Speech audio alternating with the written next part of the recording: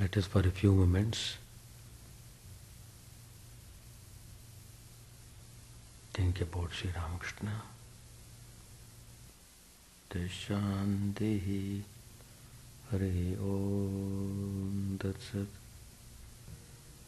Om Stapakaya Dharmasya Sarvadharma Swarupine Stapakaya Dharmasya Sarvadharma Swarupine Avatar Varishtaya Ramakrishna Te Namah. Asato ma sadgamaya tamaso ma jyotirgamaya pratyorma mritangamaya. Om Shanti Shanti Shanti. Let us offer our salutations to Sri Ramakrishna, the embodiment of all religions, the Supreme God incarnate. Let us pray to Him wholeheartedly to remove all ignorance from our heart, so that we can have a clear vision of the Divine Spirit. Until we realize, until we see directly, face to face, the Divine form, we will not be having any peace or joy. So, somehow we should try at most, in spite of all limitations, to see God, to see Him, to talk to Him. It's only when you are able to communicate with Him, then you will enjoy immense peace and joy. In fact, we have to struggle very hard. It is hard because mind is distracted in various ways. It is not following what we want to do. In fact, it takes us along with it. It wants us to follow it. So, it has become very hard. Though we know the truth, we are in a helpless state on account of this fact that mind is dominating over us. We have lost everything to the mind. So, as long as we give position to the mind as the ruler of our destiny, then there will be always suffering. So, Mahatma's incarnations, they come to show the way clearly how this mind should be properly trained. So, the part of the spiritual discipline is that you should always try to be in association with persons living practical spiritual life. That is to say, your visits to temple, to ashrama, to the people with whom you have confidence must be more and more regular. Then it becomes possible to have some kind of controlling the mind. Sri Ramakrishna, most of the time, he would be in samadhi. It was very natural for him. Any smallest provocation of spiritual idea was enough. His mind would simply soar very high, go to the very high pitch. Immediately he would lodge himself in samadhi. That is, Totally he becomes unaware of the world and enjoying immense peace. So, with great difficulty, Sri Ramakrishna would keep the fraction of the mind on his body with great difficulty.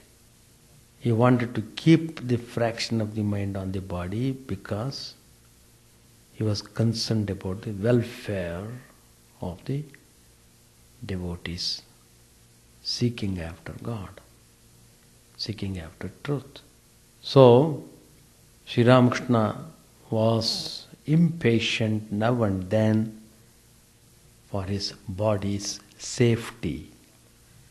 His arm was injured, so the doctor had put a bandage and that arm was giving pain. And every now and then Sri Ramakrishna would talk about the injury to the arm. So, Sri Ramakrishna explained this, why he was concerned about the body. He himself explained that little of the mind is attached to the body. Why? Because it wants to enjoy the love of God and the company of devotees. So, love of God, that's a very important point which we should try to cultivate in our life.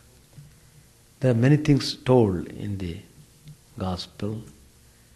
There was Nirvanashtaka, who is this Atman, residing behind body, mind and everything. What's its nature? So negating everything that we see through our senses, finally we lodge at the source. That is that Shivoham, Shivoham. That is pure Atman itself. But we are in the manifested world. It is true that we should know that absolute reality, the nature of that absolute reality is like that. But then, how to, first of all, experience peace of mind? So Sri Ramakrishna is showing the path of love. Love and devotion. If these things are there, that gives the result of whatever yoga you practice. And God would be immensely pleased by your love and devotion. That is the purpose of prayers. Every day we do prayer, every day we do meditation, every day we try to do some kind of austerity, trying to keep the senses in a controllable way. All these things lead to the fact that we should cultivate love towards God. In fact, God has created us in this world so that we may love Him. If we know this fact, then you will be always wonderful. Loving God is primary. Everything else is secondary. Everything else you love in this world because you love God. So you love everything else. It should be that way. But if you follow the reverse way, you love everything of the world, you will not be able to love God. So, Sri Ramakrishna himself led that life of practice of what he said, singing the divine name, praying to Him constantly, doing these things in a regular way. Certainly, love blossoms in your heart. But if the mind is preoccupied with sensual things, you can't have real love for God. Because to have that love, mind is the forum on which you have to have that love. But if that mind is given to something else, how can you have the real love? So, varieties of spiritual practices are prescribed. All these are meant for the purification of the mind. When the mind is purified, then that purified mind enjoys the love of God. Then it becomes easy. Then you will be able to understand things in a proper way. But what is happening in our day-to-day life? If we observe, we find mind is sitting on the worldly things. The result is you are bound to be worried. But if the mind is focused on the divine, no worry can come near you. Whatever the worry that is already there in the mind goes away itself, being unattended. So our human life is such. Everyone is endowed with knowledge, devotion, love of God. All these things are in us. God has graciously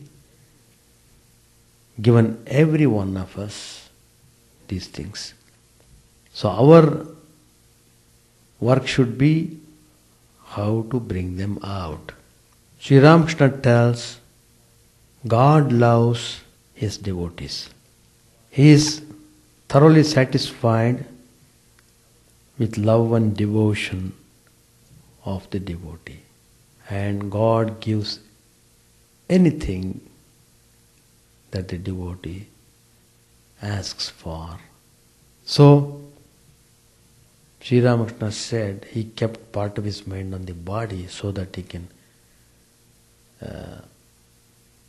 enjoy the company of the devotees, and in turn the devotees become highly benefited on account of association with the holy people.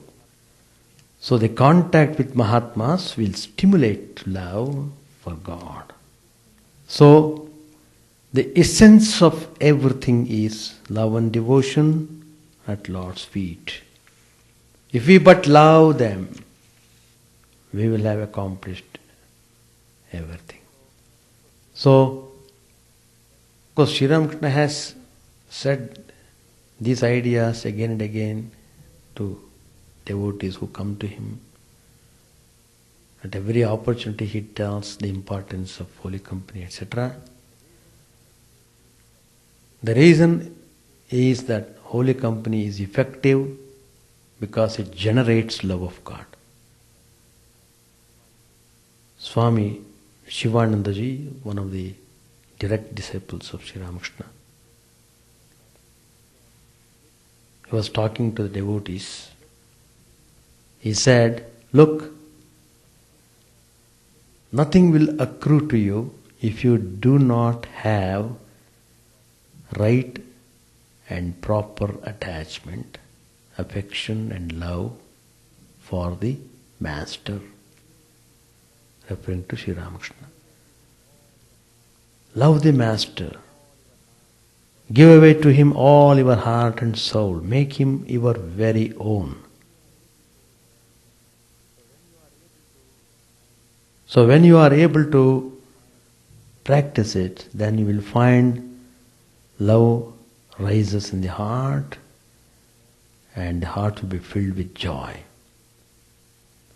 The joy is the indication of love towards God. Once a man wanted to have prem, that is intense love for God.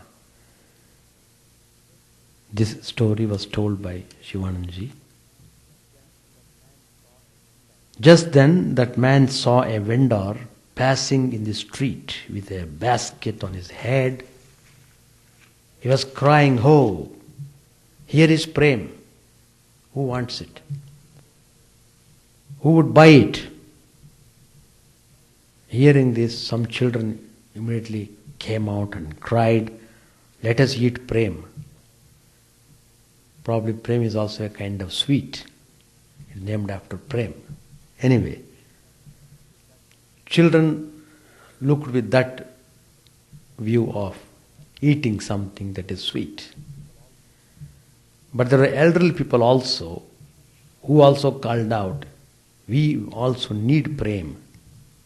At this, the vendor lowered the basket from his head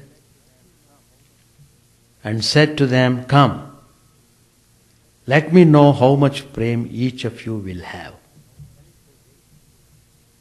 I sell it by weight. How much do you want? A pound, you say? Then he drew a sharp knife. Here, give me your head, and I shall return you as much prem as your head weighs. If you want prem, this is the price you must pay, your head. Verily, never has spirituality been attained by mummery, by empty words. Sacrifice.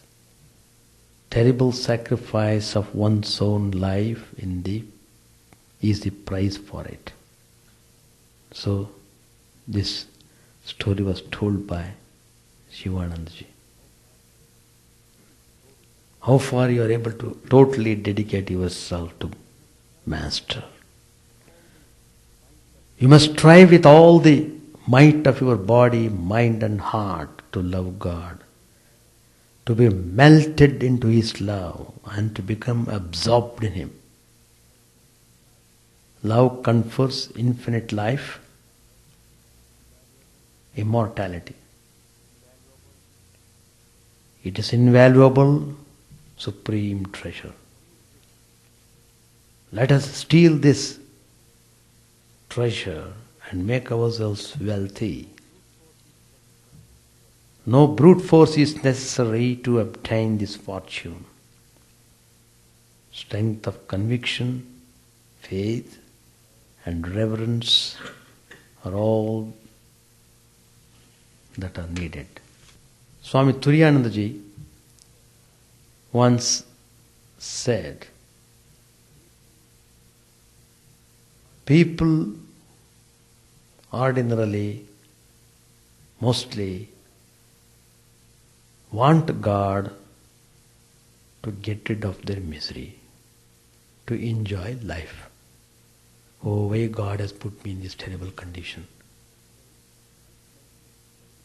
So his concern is this terrible condition must be removed. For that he wants God. So to conceive a motiveless love for God is very difficult. There was a man known to Swami Chidananda who used to cry for solitude. But one day he came to the Swami and asked, Swami, shall I marry again? So, we have to struggle. How many lives we have struggled in this world for getting all worldly prosperity. Millions and millions of lives we have given for that. How much life we have devoted to get the vision of God. Very difficult to say. Maybe the life has not started at all. It starts only when we turn our mind from the world to the divine. Seeing everything as God's play. So, it's very important how we should conduct ourselves without grumbling, without complaining about things happening, about our surroundings, about situations. Keep on doing positively, constantly thinking about the Master, and keep the mind always engaged in study of spiritual ideas. Engage the mind in thinking deeply over them. So these are the method by which we should be able to make use of the mind properly. Whatever is lost is lost. Let us not unnecessarily worry and burden ourselves thinking about the loss. Let us start afresh. From today onwards, from this moment onwards, let me try. That attitude we should have. It's a long way, no doubt. It's a long way because we have to fight so many impurities. We have to get rid of them from the heart. So it is a long way. Maybe there are people who have not so much of impurities. For them the journey may be very short enough. But anyway, at least we have come to know the fact that the human life is given to us to love God. Let us develop love towards Him. Let us try to conduct ourselves in a way that our love grows in the heart. That's the method how we should conduct ourselves. That's why we should keep on doing spiritual practices. Sometimes we may like them, sometimes it becomes mechanical, but even then, keep on doing them. Then you will find remarkable freshness, and joy also will come. Let us hope and have faith in the words of the Master and follow his teachings. We will be able to have the best result. People practicing various sects and religion would come to Sri Ramakrishna, and Sri Ramakrishna would give them instructions according to their needs. There was Mani Malik who used to come to him, who was a Brahma Samajist.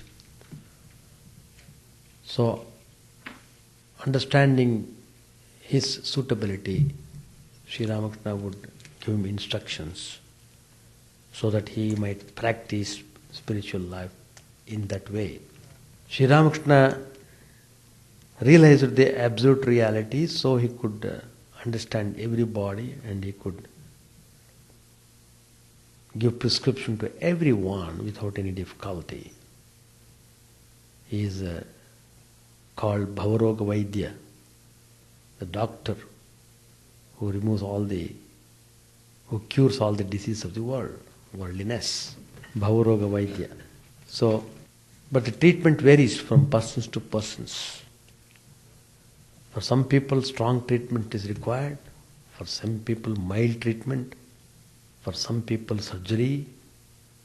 For some people, they have to wait for some time till anything could be done. So, we find in the Gospel, Sri Ramakrishna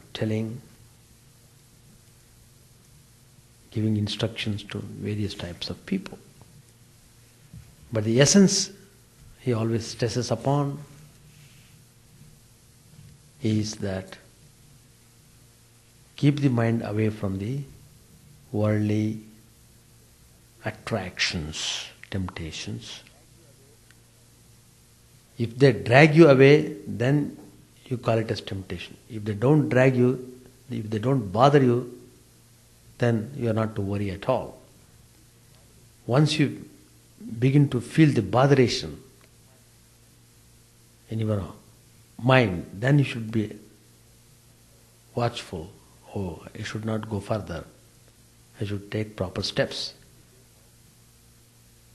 So that is the way how we should have our own control over ourselves. And Sri Ramakrishna has suggested that everybody should come more and more to the holy people and become associated, engage in the activities such as meditation, group singing, like that.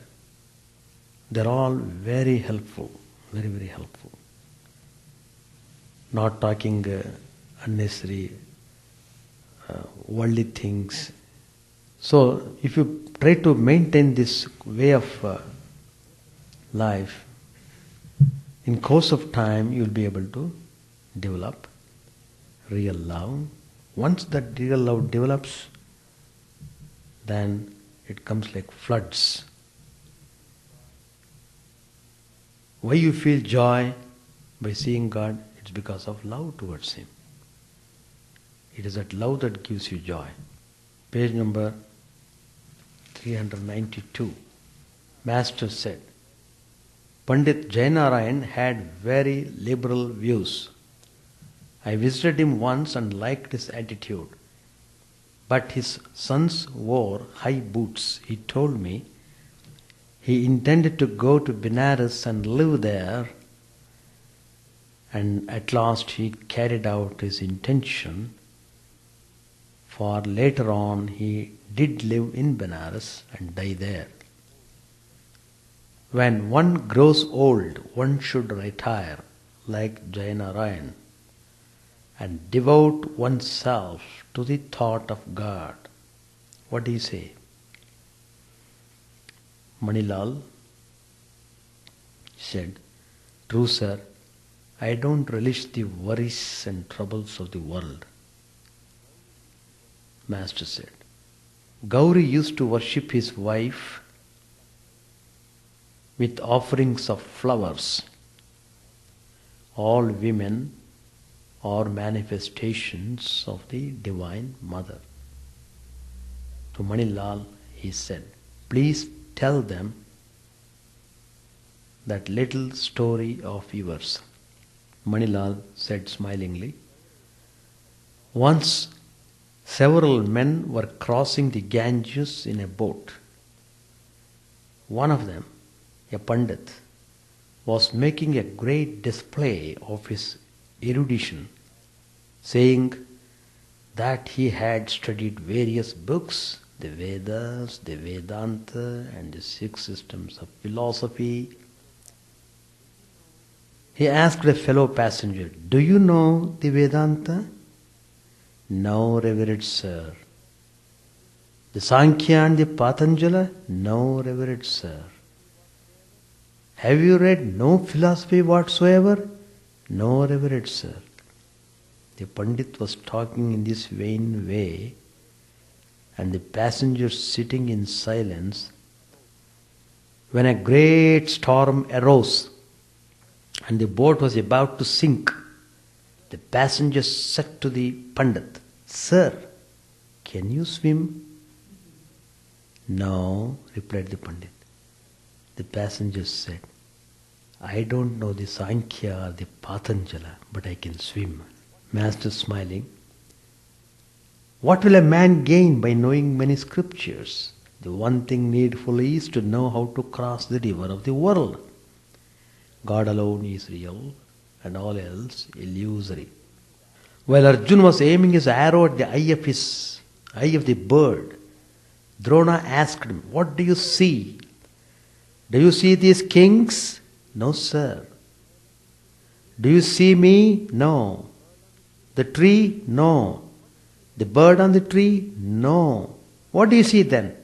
Only the eyes of the bird. He who sees only the eye of the bird can hit the mark. He alone is clever who sees that God is real and all else is illusory. What need have I of other information? Hanuman once remarked, I don't know anything about the phase of the moon or the position of the stars. I only contemplate Rama. To Master Mahashay, he said, please buy a few fans for our use here. To Manilal, he said, look here, pay a visit to his Yam's father. The sight of a devotee will inspire you. To Yam, he said, since my arm was injured, a deep change has come over me. I now delight only in the Naralila, the human manifestation of God. Nitya and Leela. The Nitya is the indivisible Satchidananda, and the Leela or spirit takes various forms, such as the Leela as God, the Leela as the deities, the Leela as man, and the Leela as the universe. Vaishnava Charan used to say that one has attained perfect knowledge if one believes in God sporting as man. I would not admit it then, but now I realize that he was right. Vaishnava Charan liked pictures of man expressing tenderness and love. To Manilal, Sri Ramakrishna said, it is God himself who is sporting in the form of man. It is he alone who has become Mani Malik. The Sikhs teach, thou art Satchidananda. Now and then man catches a glimpse of his real self and becomes speechless with wonder. At such time he swims in the ocean of joy. It is like suddenly meeting a dear relative. To Master Mahashay, he said, the other day I was coming here in a carriage. I felt like that at the sight of Baburam. When Shiva realizes his own self, he dances about in joy, exclaiming, what am I? What am I? The same thing has been described in the Adhyatma Ramayana. Narada said, O Rama, all men are thy forms, and it is Sita who has become all women. And looking at the actors in the Rama Leela, I felt that Narayan himself had taken these human forms. The genuine and the imitation appear to be the same. Why do people worship virgins? All women are so many forms of the Divine Mother, but her manifestation is greatest in pure-souled virgins. To him, he said, why do I become impatient when I am ill? Because the mother has placed me in the state of a child. The child depends entirely on its mother. The child of the maidservant, when he quarrels with the child of the master, says, I shall tell my mother. I was taken to Radha Bazaar to be photographed. It had been arranged that I should go to Rajendra Mitra's house that day. I heard that Keshab would be there. I planned to tell them certain things, but I forgot it all when I went to Radha Bazaar. I said, O mother, thou wilt speak. What shall I say? I have not the nature of a jnani. He considers himself great. He says, what? How can I be ill? Kaur Singh once said to me, you still worry about your body? but it is my nature to believe that my mother knows everything. It was she who would speak at Rajendra Mitra's house. Hers are the only effective words. One day, one ray of light from the goddess of wisdom stuns 1,000 scholars. The mother has kept me in the state of a bhakta, a vijnani. That's why I joke with Rakal and the others. Had I been in the condition of a jnani, I could not do that. In this state, I realize that it is the mother alone who has become everything. I see her everywhere. In the Kali temple, I found that the mother herself had become everything. Even the wicked, even the brother of Bhagavad Pandit. Once I was about to scold Ramlal's mother, but I had to restrain myself. I saw her to be a form of the Divine Mother. I worship virgins because I see in them the Divine Mother. My wife strokes my feet, but I salute her afterwards. You salute me by touching my feet, but had Hriday been here, who would have dared to touch them? You wouldn't have allowed anyone to do it. I have to return your salutes because the mother has placed me in a state in which I see God in everything. You see, one cannot exclude even a wicked person. A tulsi leaf, however dry or small, can be used for worship in the temple. That's all for today. Any questions? The story of Bharata. He was a great king. After ruling the kingdom for sufficiently long time, he felt he should retire to forest and live an ascetic life. Of course, he had practiced love and devotion, worship, and all such spiritual practices even while he was king. Now, so he handed over the reins of the kingdom to his children, and he loved all the people. People all loved him. That's a great renunciation. He wanted to get away from all this bondage and wanted to know the truth. And that desire became intense because he was practicing spiritual disciplines all the life. So he went to the forest, built a cottage for himself on the bank of a river. He was very regular in getting up early mornings and offering his prayers, spending time in meditation and concentrating on the spiritual ideas and spiritual subjects. This went on for sufficient time, and he had number of visions. Thereby, he was getting this way.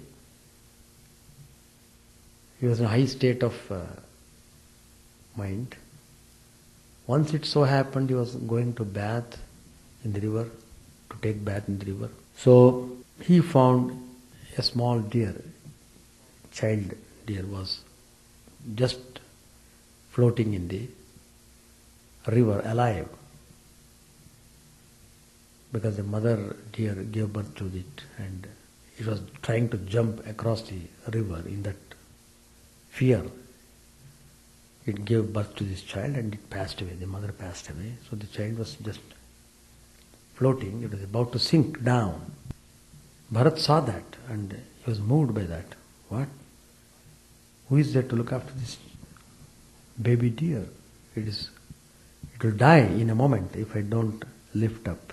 So he immediately jumped into the river and got hold of the animal, brought it to the ashram and took all care and began to feed, and it became so dear to him. Slowly he began to develop attachment towards the deer. The more and more mind gets attached, to that extent his devotional practice is reduced. And suppose the deer would, because it grew, after some time it would run and it would go somewhere and it would not come up. After 1 hour or 2 hours, he would become anxious and he would call for it. Where are you? Please come. And immediately the deer would jump and come. Like that. In many ways, he used to play with the deer. And it became so much. It took most of the time thinking about deer only. Then all his practices for which he had come to forest, they were all given goodbye. So it went on this way, but then old age came and he was about to pass away, leave the body. Then the deer was not there, it had gone deep into the forest and he was crying, where are you? Any moment I may go away.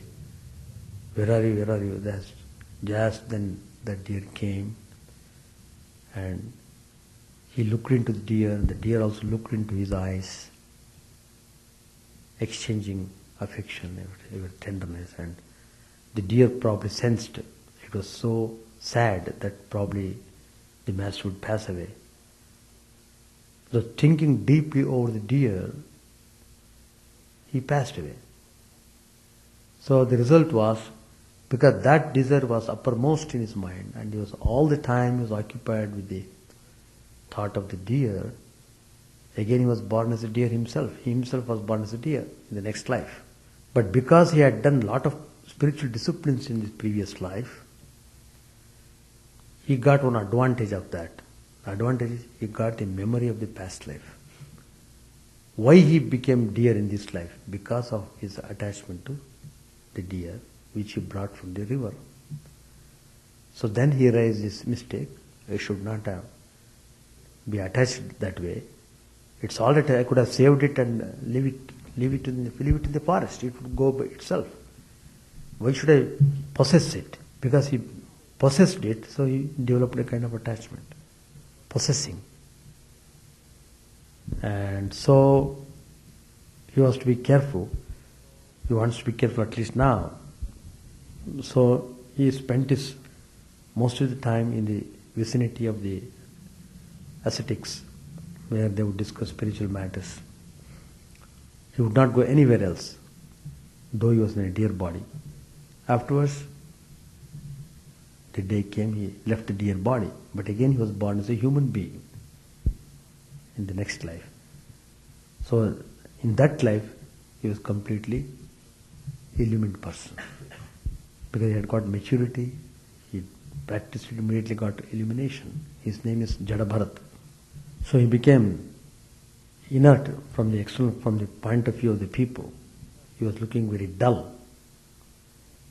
But from his point of view, he was intensely active internally, though externally he was giving that impression to the people. So, of course, finally, he merged himself with Brahman.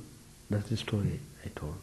Attachment, how it rises, how it comes, nobody knows. It grabs you. Attachment grabs you. But this one was That's why, for those who live the spiritual life in the traditional way, they said even to live in a particular ashrama for sufficiently long time is not appreciated. They say, why do you get attached to a particular place?